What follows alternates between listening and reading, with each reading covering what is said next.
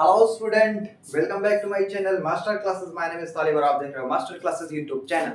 Class 10th की maths का chapter number 3 दो चर वाले रैखिक समीकरण युग्म।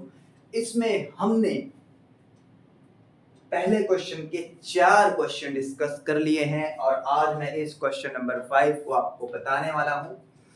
तो चलिए शुरू करते हैं इस क्वेश्चन को। क्वेश्चन नंबर 5 है 1 का। इसे निम्नलिखित समीकरण युग्म को प्रतिस्थापन विधि से हल कीजिए। हम सीख रहे हैं प्रतिस्थापन विधि से हल करना। और भी विधियां हैं, धीरे धीरे उसको भी डिस्कस करेंगे जैसे जैसे क्लासेस में आगे बढ़ते रहेंगे। इसको इक्वेशन नंबर 1 बोल रहा हूं और इसको इक्वेशन नंबर 2 बोल रहा हूं, जैसा कि हम करते आए हैं। उम्मीद है पिछली क्लासेस आपने देखी होगी और आपको आने लगे होंगे और आप धुआंधार तरीके से क्वेश्चन को उड़ाने लगे होंगे। ठीक है, तो चलिए शुरू करते हैं इस वाले क्वेश्चन को। समीकरण 1 से अपने पिछले ट्रैक पर ही चल रहे हैं। अभी हम आराम से उसी ट्रैक से बार बार सवाल को लगाएंगे जिससे आपको रटा जाए और आप कर पाए सवालों को। समझ गए होंगे आप। समीकरण 1 से x का वैल्यू निकालेंगे और दूसरे में रख देंगे समीकरण 2 में।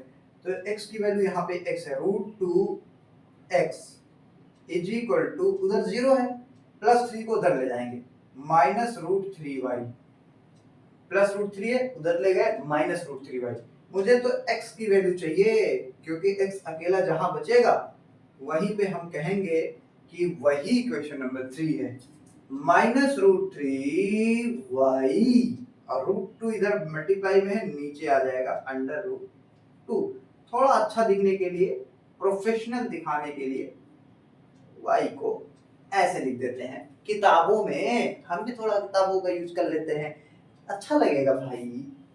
चलिए, इस x की वैल्यू आ गई तो यहाँ पे इक्वेशन नंबर 3 बोल देंगे इसको और x का मान समीकरण 2 में पटक देंगे ले जाकर। x का मान समीकरण 2 में रखने पर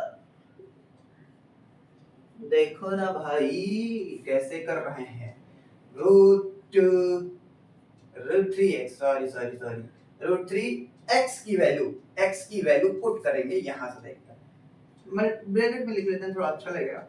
√3 डिवाइडेड बाय √2 और y, ये रहा x की वैल्यू।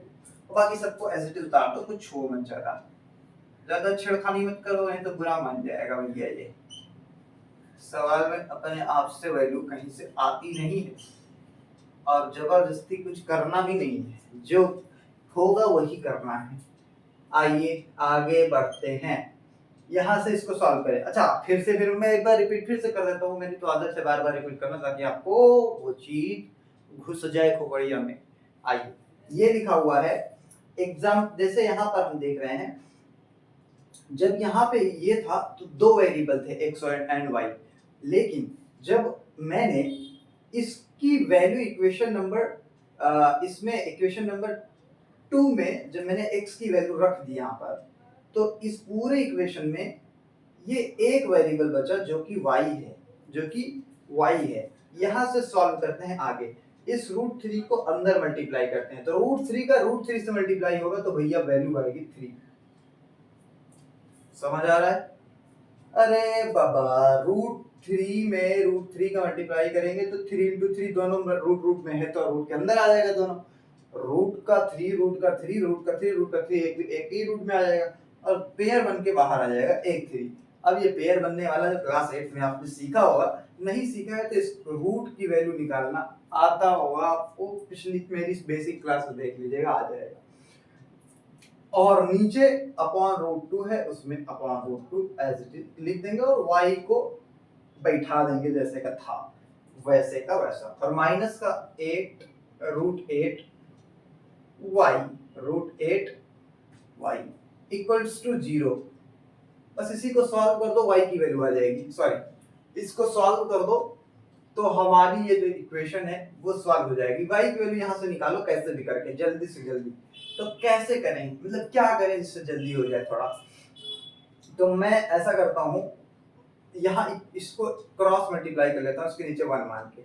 1 तो सभी के नीचे होता ही है, क्रॉस मल्टीप्लाई। 1 का -3 में मल्टीप्लाई करूंगा तो -3y माइनस √2 का 8 में मल्टीप्लाई करूंगा तो भाई देखो ध्यान से समझना, √2 का √8 में मल्टीप्लाई करूंगा तो √16 आ जाएगा और √16 की वैल्यू होती है 4। 16 का किसका स्क्वायर है? 4 का, इसीलिए √16 का स्क्वायर √4 होगा। अब मैं डायरेक्ट लिख देता हूँ इस बात को, या एक बार आपके लिए √16 ही लिख देता हूँ ताकि आपको बाद में समझने में दिक्कत ना हो, कहने का मतलब। और नीचे अपॉन में √2 और इज इक्वल टू 0। भाई इस √2 को इधर जैसे ही भेजूंगा, यहाँ बटे में है, डिवाइड में है, उधर जाके मल्टीप्लाई में होगा, 0 के साथ मल्टीप्लाई होके सब छूमंतर हो जाएगा, छूमंतर यानी 0। तो -3y और -4 को बाहर निकालो तो ये हो जाएगा, 16 में से बाहर निकालूंगा तो 4y इक्वल्स टू, ये सब 0 हो गया जाके उधर, 4 और 3 मिलके हो जाएगा -4 और 3 7y is equal to 0। -7y is equal to 0, -7y is equal to 0। तो y की वैल्यू क्या हो जाएगी? 7 डिवाइड में जाएगा, इधर 0, y की वैल्यू आ गई 0। y की वैल्यू 0 उठा के ले जाके रखूंगा इक्वेशन नंबर 3 में। y की वैल्यू ऐसे लिखो, y का मान समीकरण 3 में रखने पर, समीकरण 3 में रखने पर y का मान समीकरण 3 में रखेंगे तो क्या आएगा जरा देखो। y का मान समीकरण 3 ये रहा हमारा, x is equal to -√3 upon √2 और मल्टीप्लाई y की वैल्यू 0 है तो 0, x इज इक्वल टू, इधर ये 0 का टेबल पढ़ेंगे सब 0, यानी x का मान 0 और y का मान 0, x का मान भी 0 आया और y का मान भी 0 आया। मिलते हैं नेक्स्ट क्लास में, उम्मीद है क्लास समझ में आई होगी। Thank you very much, note कर लीजिए।